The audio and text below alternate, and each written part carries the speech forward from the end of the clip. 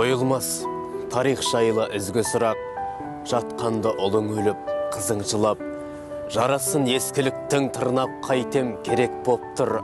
Сонда да сүзгі бірақ, атылған оқ жыландай шапшып ұрып, жігерін жастарымның жаншып тіліп, ұлтыма егемендік сыйлаймын деп, үзілді қақ белінен қанша үміт.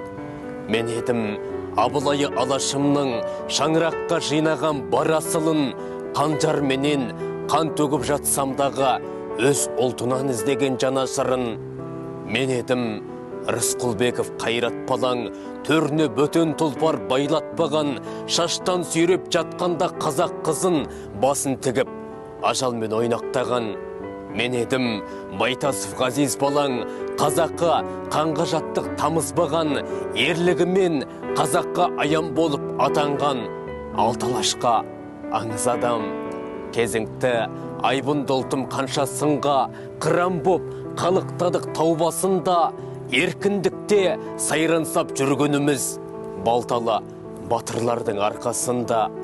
Аманат қып бұл суйды бабам сенген, жанын қиып қорғаған адал термен, мәңгілікке егемен ел атанып, көк жалауың тербелсін самал желмен.